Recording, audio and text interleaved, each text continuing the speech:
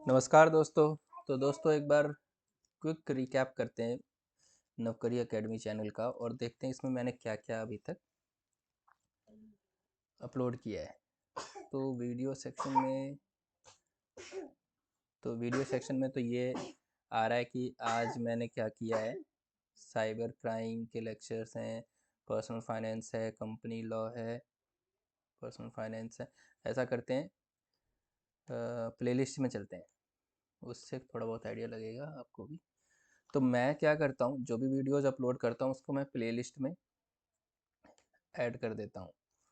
तो ये देखो आप, मैंने DUSOL साइबर क्राइम की प्लेलिस्ट है जिसमें 9 लेक्चर्स अभी अपलोड कर चुका हूँ। DUSOL इंडस्ट्रियल लॉ है जिसमें 6 लेक्चर अपलोड कर चुका हूँ, तो ये दोनों अभी इन प्रोसेस है। DUSOL पर्सनल फाइनेंस के 38 लेक्चर अपलोड हुए हैं, तो वो मैं कंप्लीट कर चुका हूँ। DUSOL कॉर्पोरेट अकाउंटिंग, उसमें 13 लेक्चर होंगे, मैंने इसमें सारे कॉन्सेप्ट्स रिवाइज कराए हैं। DUSOL cost accounting sorry 15 lecture है, मैंने इसमें कॉस्ट अकाउंटिंग के सारे कॉन्सेप्ट समझाए हैं।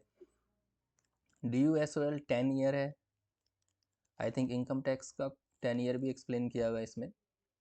और आपके काम का एक ही इंडस्ट्री प्रैक्टिकल प्रॉब्लम है जिसमें मैंने 66 लेक्चर्स अपलोड किए हैं। तो ये जो मैं कहता हूँ कि मेरे चैनल का टैगलाइन रहने वाला है, कॉलेज के साथ भी और कॉलेज के बाद भी।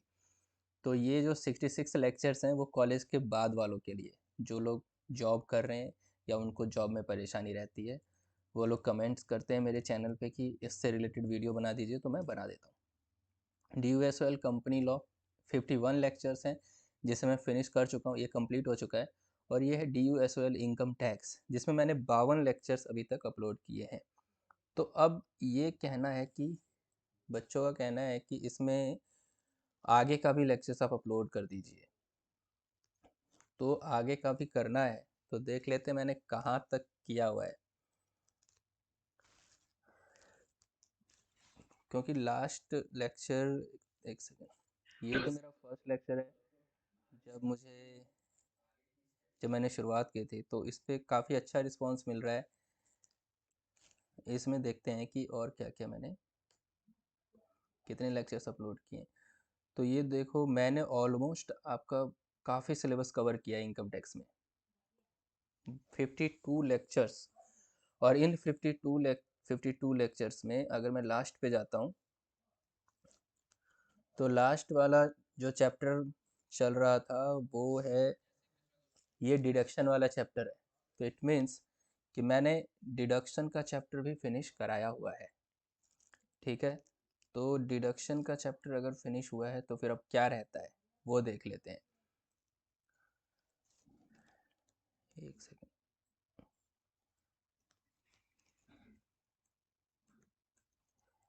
डिडक्शन का चैप्टर अगर फिनिश हो गया है तो हम चलते हैं इनकम टैक्स में। और इनकम टैक्स के सिलेबस को एक बार रीचेक कर लेते हैं कि कितना और रहता है पढ़ाना।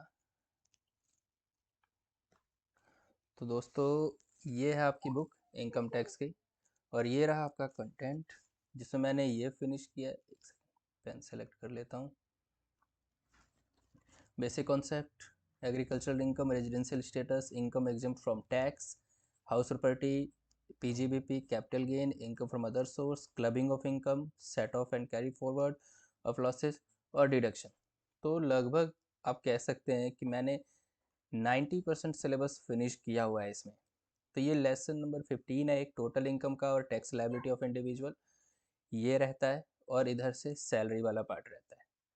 तो देखो, अगर थोड़ा सा यहाँ अगर हम एग्ज़ाम पॉइंट ऑफ व्यू से सोचें, क्योंकि आप एग्ज़ाम भी आपके बिल्कुल सर पे है, तो आप इन लेक्चर्स को रेफ़र करके 90% अपना सिलेबस तो कर ही सकते हैं। क्योंकि देखो, इनकम टैक्स में 5 हेड होते हैं जिसमें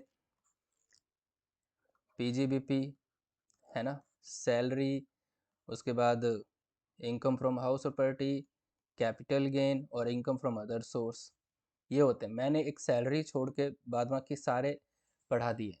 उसके बाद आपके होते हैं clubbing of income, set of carry forward losses, deduction, agricultural income, residential status, income exempt from tax, और बेसिक कॉन्सेप्ट। और मैं आज ये टोटल इनकम और टैक्स लायबिलिटी भी पढ़ाऊंगा। तो आप 90 to 95% तो सिलेबस पढ़ चुके हैं, और हमेशा DU का जो पेपर होता है उसमें एक क्वेश्चन तो छोड़ना ही होता है या ऑप्शनल बेस्ड होता है। तो मैं ये श्योर हूँ कि आप इससे 100% पेपर अटैम्प्ट कर सकते हो इन लेक्चर्स को देख के। इन केस मैं सैलरी नहीं भी कराता हूँ तो भी, वैसे तो मैं कोशिश करूँगा कि मैं सैलरी भी कराऊँ, लेकिन सैलरी क्योंकि उसमें ज़्यादा कंप्यूटेशन है और ज़्यादा कॉन्सेप्ट्स हैं, बट अगर रेलेवेंसी देखें, मार्क्स के हिसाब से देखें, तो इतना वर्थ नहीं है कि मैं उसमें इतना ज़्यादा टाइम दे पाऊँ, क्योंकि लिमिटेड टाइम है।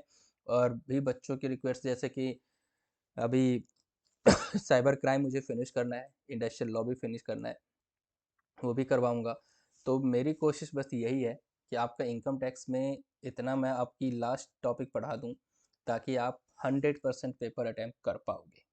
देखो, मैं ऐसा इसलिए बोल पा रहा हूँ क्योंकि आप, ज़रूरी नहीं है कि आप 100% पढ़ के जाओ और फिर पेपर में कुछ कर ही ना पाओ। मतलब आप जितना पढ़ रहे हो उसकी क्वालिटी स्टडी होनी चाहिए। देखो, मैं सीए की बात करता हूँ। सीए फाइनल में मैंने फर्स्ट ग्रुप का जब एग्ज़ाम क्लियर किया, तो उसमें 4 सब्जेक्ट थे। एक अकाउंट्स, लॉ, ऑडिट और एक स्ट्रेटजिक फाइनेंशियल मैनेजमेंट। अकाउंट्स का पेपर में एक चैप्टर हुआ करता है, बहुत ही बड़ा चैप्टर है, होल्डिंग अकाउंट। इस चैप्टर में मुझे अंडरस्टैंडिंग में प्रॉब्लम्स थी मेरे, तो मैंने इस चैप्टर को छोड़ दिया और बाद बाकी सारा पढ़ा, ये भी पूरा पढ़ा, ये भी पूरा पढ़ा, ये भी। अब मेरा बैड लक था कि मेरे एग्ज़ाम में होल्डिंग से ही ज़्यादा क्वेश्चंस आ गए, बट फिर भी जब मैंने एनालाइज किया तो 60 मार्क्स के पेपर या 60% पेपर ऐसा था जो मुझे अच्छे से आते थे। मैं घबराया नहीं, मैंने 60% के पेपर को अच्छे से अटैम्प्ट किया और बाद बाकी दूसरे पेपर्स पे पूरा ज़्यादा फोकस किया। और मेरे इसमें मार्क्स ज़रूर कम रहे, लेकिन इतने भी कम नहीं थे कि पासिंग मार्क्स भी ना आ पाए, और इनमें बहुत अच्छे मार्क्स थे। इस वजह से मेरा सीए फाइनल का ग्रुप भी क्लियर हो गया। तो थोड़ा बहुत देखो, कैलकुलेशन चलती है एग्ज़ाम्स को क्लियर करने के लिए। अगर आप एक नेगेटिव माइंडसेट के साथ रहोगे कि यार मैंने ये नहीं किया, वो नहीं किया, तो दिक्कत आ जाएगी। अगर आप इस पॉजिटिव माइंडसेट से रहे, तो मैंने तो भाई इतना किया है यार, और इसके बेस पे मैं इतना तो कर ही सकता हूँ। तो एग्ज़ाम का टाइम है, अदरवाइज़ देखो सैलरी भी पढ़ा सकता हूँ, बट टाइम का इशू है थोड़ा सा।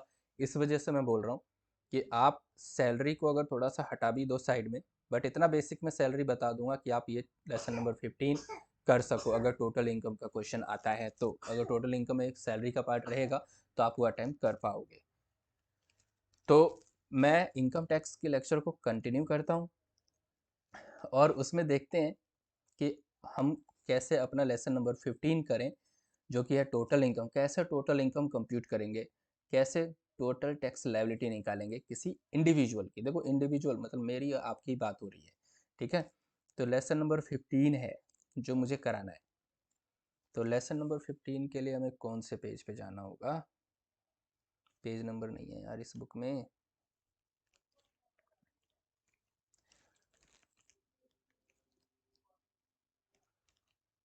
ये सब पीजीपी का ही चल रहा है।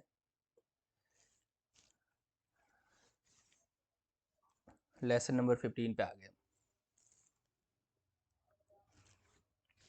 अब देखो, लेसन नंबर 15 है total income and tax liability of individuals.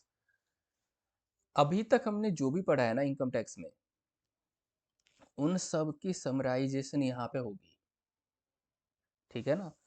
तो अब इस टोटल इनकम में क्या क्या समराइजेशन होगी, मुझे लगता है मुझे ओपन बोर्ड यूज़ करना चाहिए आज के लेक्चर में।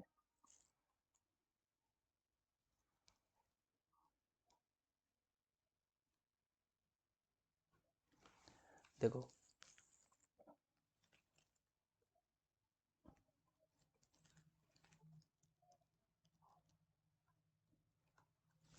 हाँ, देखो क्या होता है, किसी भी बंदे की जब हम टोटल इनकम निकालते हैं ना, तो हमें बेसिकली उस बंदे से पूछना होता है कि भाई 5 ही तो हेड हैं, क्या तुमने सैलरी से इनकम तुम्हारी हुई है? हाँ बोलेगा इतनी हो गई है, ठीक है। अच्छा, तुम्हारी इनकम फ्रॉम हाउस प्रॉपर्टी मतलब कोई रेंटल इनकम है क्या? बोलेगा हाँ ये भी है। उसके बाद बोलेगा क्या पीजीबीपी मतलब profit and gain from business और प्रोफेशन है क्या? तो पीजीबीपी से भी वो पूछ बोल देगा हाँ इतना मेरा बिजनेस है। अच्छा यार एक बात बताओ, कैपिटल गेन कोई प्रॉपर्टी बेचने से भी तुम्हारे ऊपर कोई प्रॉफिट हुआ है? तो बोलेगा ये भी है। अच्छा और क्या बच जाता है? इसके अलावा कोई लॉटरी खेल लिया, ये खेल लिया, वो खेल लिया, मतलब गैम्बलिंग और ये सबसे, तो इनकम फ्रॉम अदर सोर्स। तो हम उससे बस पूछेंगे तेरी 5 टाइप की इनकम है, इससे अलावा तो कुछ है ही नहीं, 5 ही तो हेड है। तो इनसे पूछ पूछ के यहाँ पे लिख देंगे और टोटल कर देंगे, यही जो टोटल आएगी वो टोटल इनकम आ जाएगी। अब इसमें थोड़े से कॉन्सेप्ट्स हैं। जब हम ये सब पूछ के आएंगे तो उसको लिखेंगे ग्रॉस टोटल इनकम, जिसको बोलते हैं GTI। ठीक है जी। अब उसके बाद हम इसको दे देंगे डिडक्शन, जो कि हमने डिडक्शन के चैप्टर में पढ़ा है। अच्छा तूने ATC में कितना इन्वेस्ट कर दिया, ATD मेडिकल में कितना कर दिया, पेंशन फंड में कितना कर दिया, कोई डोनेशन दे दिया, क्या दे दिया, कितने टाइप की डिडक्शंस हमने पढ़ी हैं, वो उससे पूछ लेंगे। वो बता देगा ये डिडक्ट ये मैंने किया है। मैक्सिमम देख लेंगे इसको ATC में 1.5 लाख से ज़्यादा ना मिले। एडिशनल एक नेशनल पेंशन में है 50,000 का मिल जाता है। तो ये सब हम करके फिर बोलेंगे यार ये तेरी आ गई टोटल इनकम, मतलब GTI था उसमें से डिडक्शन दे दिया। उसके बाद हम बोलेंगे भाई ये तो तुम्हारी टोटल इनकम आ गई। फिर आगे बढ़ेंगे, बोलेंगे देखो यार अब तो टोटल इनकम आ गई है, अब तुम्हें ना हम अब तुम्हें टैक्स देना पड़ेगा। तो टैक्स के हमें स्लैब याद होने चाहिए कि यार लेस देन 2,50,000 है तो नील है ना। 2,50,000 से ज़्यादा और लेस देन 5 लाख तक है तो 12,500 हो जाएगा टैक्स। फिर 5 लाख से ज़्यादा और 10 लाख से ज़्यादा है तो 1 लाख हो जाएगा टैक्स, क्योंकि यहाँ पे 5% है, यहाँ पे 20% है ना। और फिर मोर देन 10 लाख है तो इसका हम देखेंगे कि जैसे मान लेते हैं इसका 15 लाख आया, ये टोटल इनकम 15 लाख आ गया है। तो मोर देन 10 लाख 5 लाख है तो 5 लाख का 30% 5 थे तो फिर 1.5 लाख। इसको हम बोलेंगे यार तेरा 500 तो ये और 1.5 लाख 2.5 लाख, तो 2,62,500 तेरा ये बन गया। और उसके बाद बोलेंगे अब 4% का सेकेंडरी हायर एजुकेशन सेस भी दे दे। तो 2,12,500 जो भी फिगर आई थी उसका 4% निकाल देंगे और बोलेंगे यार ये रहा तेरा टोटल टैक्स।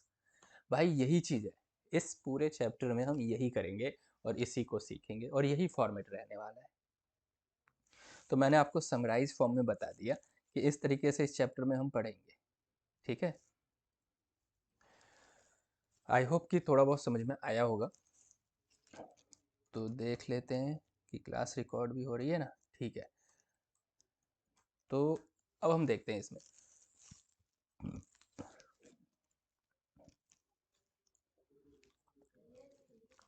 सीधे इसमें क्वेश्चन ही है तो डायरेक्ट क्वेश्चन ही करते हैं। ठीक है, the working notes given below. Question क्या है बेसिकली, ये आपको ना अपनी इनकम बता रहा है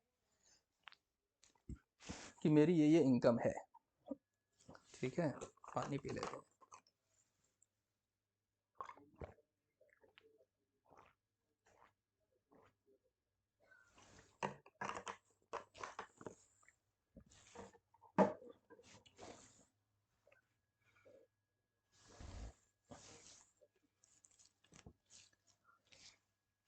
अब बस कुछ नहीं, ये सोचो कि ये बंदा जो भी है, जो हम एग्जांपल देख रहे हैं, जेड जेड एक बंदा है। ठीक है ना, जो कि एक काम करता है मिस्टर्स ए लिमिटेड। हमें कंपनी की तो कंपनी का हम टोटल इनकम देख ही नहीं रहे, हम तो जेड की देख रहे हैं। तो जेड एक बंदा है, जेड से हम सवाल करेंगे कि भाई तू अपनी इनकम बता दे पहले। तो जेड क्या करेगा, हमें अपनी सारी कहानी सुनाएगा कि मैं ये भी कमा लेता हूँ, वो भी कमा लेता हूँ, वह भी। तो पहले हम उससे बोलेंगे तू 5 टाइप की कमाई जो भी है तेरी वो बता दे। फिर हम उसका GTI निकाल देंगे, ग्रॉस टोटल इनकम निकाल देंगे। उसके बाद उससे पूछेंगे अच्छा अब तू ये बता तूने पैसा कहाँ कहाँ इन्वेस्ट कर रखा है, ताकि हम देखेंगे डिडक्शन का चैप्टर जो हमने इतना पढ़ा है कि डिडक्शन इसको कितनी क्या मिलेगी। ठीक है, उसके बाद आगे देखेंगे। हाँ भाई, उसके बाद डिडक्शन के बाद उसका टैक्स निकाल के दे देंगे। चलो, सबसे पहले बोल रहा है यार देखो मेरी ना बेसिक सैलरी है 30,000 पर मंथ की। ठीक है, तो अगर 30,000 है तो गुना कर देंगे 12, तो 3,60,000। अरे तूने तो 3,60,000 कमा लिया। ठीक है, फिर dearness allowance 50% forms part of salary for retirement purpose. अच्छा जी, इसको तो DA भी मिल रहा है। तो अभी तो हम सिंपल कैलकुलेट कर लेते हैं। तो 50% डियरनेस अलाउंस मिल रहा है इसको 12, तो 96,000 इसको डियरनेस अलाउंस मिल गया। कमीशन भी कमा रहा है वो भी 3, तो भाई ये भी तेरा 24,000 हो गया। एंटरटेनमेंट अलाउंस भी मिल रहा है तो ये भी देख लेंगे। इसको बोलेंगे कि भाई 12 से मल्टीप्लाई कर दो, 9600 हो गया। फिर ये बोले अरे ट्रांसपोर्ट अलाउंस भी दे रहे हैं। ठीक है, और वो भी है 1800 पर मंथ, ठीक है। Employer company provided him with rent free accommodation for which the company was required to pay। Employer company ने इसको 15,000 रुपये भी दिए हुए हैं। 15,000 का एक घर दे रखा है जिसमें कंपनी को पे करना है। अच्छा, समझ गया। अभी हम सिर्फ उसकी प्रॉब्लम समझ रहे हैं।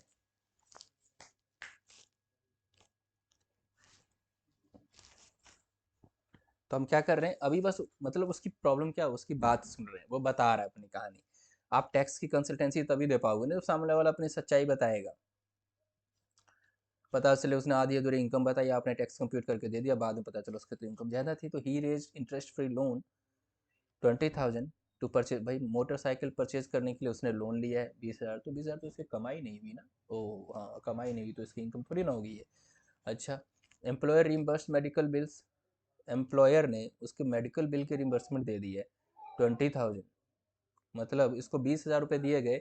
इसने क्या किया, इसने अपना इलाज कराया होगा और सारे मेडिकल बिल्स अपने कंपनी को दे दिए और कंपनी ने इसको 20,000 भी दे दिया, ठीक है। Company paid professional tax.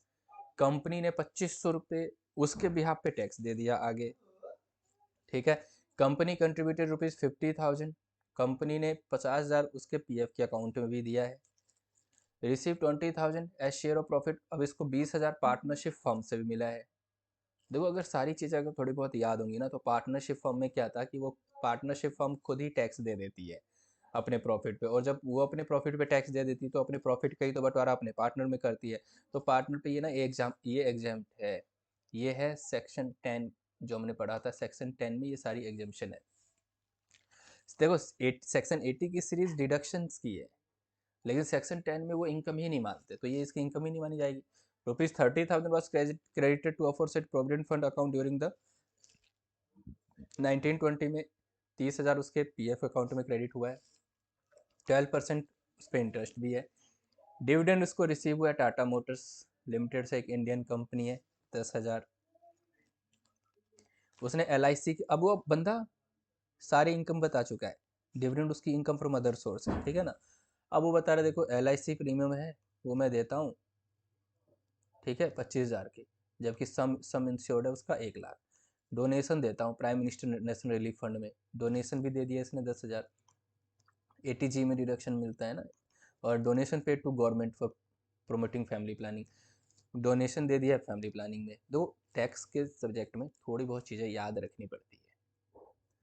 थोड़ा बहुत याद रखोगे आप तो अच्छे से कर पाओगे।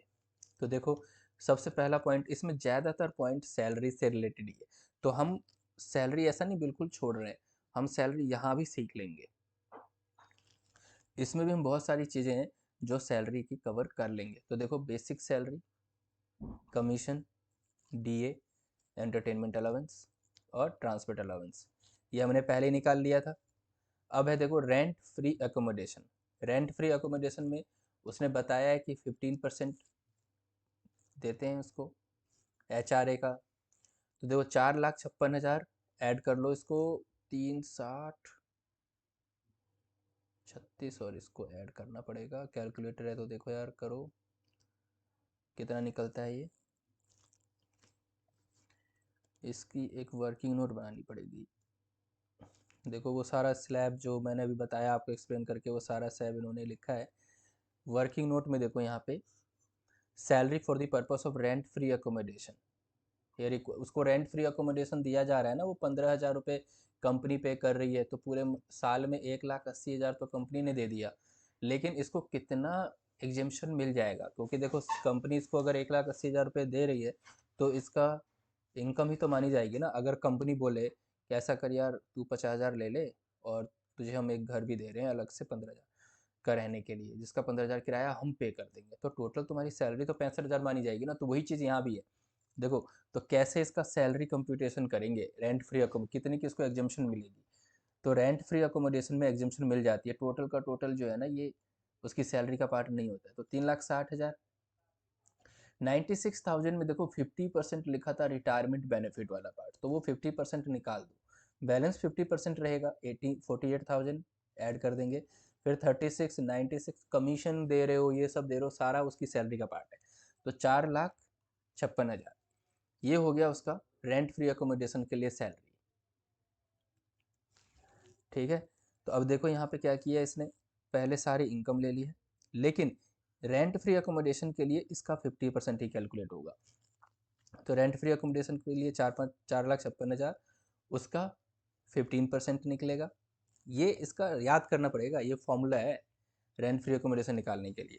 तो ये निकलता है 68,400। ठीक है, बेसिक प्लस डीए, डीए उसका नहीं जो रिटायरमेंट पार्ट का है, डीए जो उसकी सैलरी का पार्ट है, तो 50% तो रिटायरमेंट पार्ट है वो माइनस कर दिया, तो जो भी आएगा टोटल करके 4,56,000, 15% निकाल दें, 15% याद करना होगा, ये इसका फॉर्मूला है, ये इतना रेट डिफाइन है। और कंपनी ने 1,80,000 दिए हैं, इन दोनों में जो कम होगा ना उतने की उसको टैक्सेशन मिलेगी, विच एवर इज लोअर। तो रेंट फ्री अकोमोडेशन हो गया 68,000 रुपये, हम इसको टैक्स कर देंगे। रिम्बर्समेंट ऑफ मेडिकल एक्सपेंडिचर, देखो 15,000 का उसने बिल जमा किया और उसको दिया गया कितना, 20,000, तो 5,000 उसको एडिशनल मिल गया, वो उसको टैक्स कर दिया जाएगा। एम्प्लॉयज़ ऑब्लिगेशन मेट बाई, मतलब 2,500 रुपये, भाई कंपनी ने क्यों पे किया तेरे बदले प्रोफेशनल टैक्स, तुझे पे करना था, तो ये तेरी इनकम है, कंपनी से तूने पे करवा दिया ताकि तेरी इनकम कम हो जाए। एम्प्लॉयर्स कंट्रीब्यूशन टुवर्ड आरपीएफ, तो वैसे 12% है ना, तो 12% उसने एक्सेस पे कर दिया है, तो जो भी एक्चुअल पे करना है एम्प्लॉयर कंट्रीब्यूशन, जितनी लिमिट डिफाइन है उतना ही कर सकते हैं, और लिमिट कितनी है डिफाइन, 48,960 की, तो वो 1,040 आ जाएगा, क्योंकि 50,000 दे दिया ना, उसमें से माइनस करना होगा। Interest credited in recognise provident fund, तो इंटरेस्ट जो भी क्रेडिट हुआ है उसके फंड में, तो वो एक्सेस इंटरेस्ट जो है वो उसकी इनकम मानी जाएगी। प्रोविडेंट फंड में जो डिपॉजिट हो रहा है वो नहीं, उसके अलावा जो इंटरेस्ट क्रेडिट हो रहा है, तो ये सब मिलके हो गया ग्रॉस सैलरी, उसमें उसको डिडक्शन मिल जाएगी, 50,000 का स्टैंडर्ड डिडक्शन दे देते हैं। ठीक है, उसके बाद 2,500 का प्रोफेशनल टैक्स है, उसकी भी डिडक्शन मिल जाएगी उसको, फिर ये निकल के आएगी नेट सैलरी। पीजीबीपी मैंने जैसे कि बताया था कि जो पार्टनरशिप फर्म से जो पैसा उसको मिला है वो एग्जेम्प्ट रहेगा, तो ये देखो सेक्शन 10 में है, एग्जेम्पशन मिल गई उसको। Income from other source, dividend मिल रहा है टाटा मोटर्स लिमिटेड, अगर 1 लाख तक आपको इंडियन कंपनी से डिविडेंड मिलती है तो 1034 में एग्जेम्पशन मिल जाती है, तो यहाँ पे देखो उसकी एग्जेम्पशन उसे मिल गई है। ठीक है, तो ये हो गया ग्रॉस टोटल इनकम। लेस कर देंगे डिडक्शन अंडर सेक्शन 80C, 50,000 और 20,000 के जो उसने डिडक्शन क्लेम किया है वो, और डिडक्शन 80G में डोनेशन जो उसने दिया है 10,000 और 46, तो ये सारे के सारे डिडक्शन हो गए, तो ये 4,08,000 हो गया। राउंड ऑफ करके जो 41 है उसको 40 में नियरेस्ट लो कर देंगे, अगर ये 46 होता तो 50 कर देते, तो ये 408 140 हो गया। फिर उसके बाद यहाँ पे इनका टैक्स कर देंगे। तो अब देखो क्या होता है, जब इनकम 4 लाख पे आ गई ना, मतलब लेस देन 5 लाख है, तो इसको रिबेट दे दिया जाता है 87A में, तो वैसे तो 2.5 लाख तक नहीं ले, और अगले 2.5 लाख के बाद जो बचता है 4 लाख समथिंग में 2.5 लाख माइनस कर दो, तो 1,58,140 का 5% 7,207, लेकिन 87A में इसको रिबेट दे देंगे, क्योंकि जो 12,500 बनता है ना 2.5 लाख से ऊपर 5 लाख तक, 12,500 टैक्स बनता है, उसकी एग्जेम्पशन मिल जाएगी अगर 5 लाख तक ही इनकम है, तो उतनी की रिबेट मिल जाती है। टैक्स जब रिबेट क्या, जब कुछ बनता ही नहीं टैक्स, तो उसका टैक्स भी नहीं लाएगा। ठीक है, तो देखो इस वाले क्वेश्चन में ज़्यादा जो पार्ट था ना वो सैलरी का था, ज़्यादा जो पॉइंट्स थे वो सैलरी के पॉइंट्स थे, तो आप ऐसे क्वेश्चंस को 1 से 2 बार प्रैक्टिस करोगे तो ये जो सैलरी पूरे पढ़ने की ज़रूरत नहीं पड़ेगी। टोटल इनकम के चैप्टर, टोटल इनकम के क्वेश्चन को अटेम्प्ट करने के लिए, ठीक है, आपको ऐसे क्वेश्चंस की 1 से 2 बार प्रैक्टिस करनी होगी।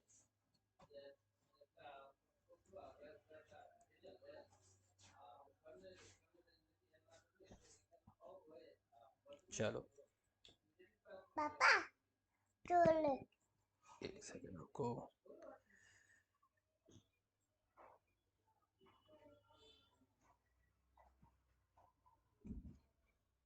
मम्मी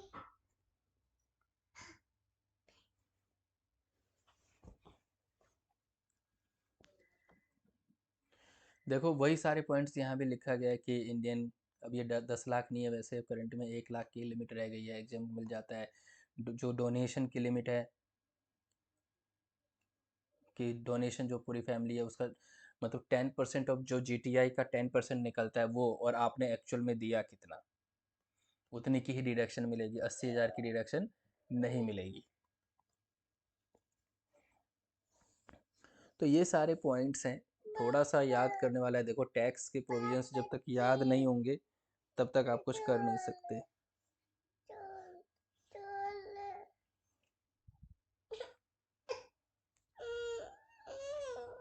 एक सेकंड रुको यार।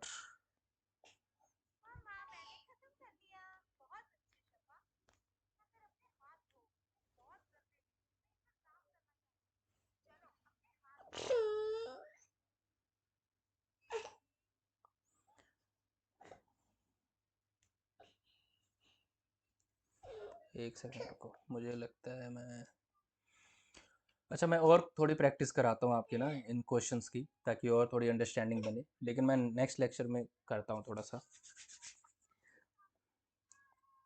थोड़ी सी डिस्टरबेंस हो रही है, तो मैं नहीं चाहता कि आपका टाइम वेस्ट हो। तो मिलते हैं नेक्स्ट वीडियो में, आगे के क्वेश्चंस भी ट्राई करेंगे।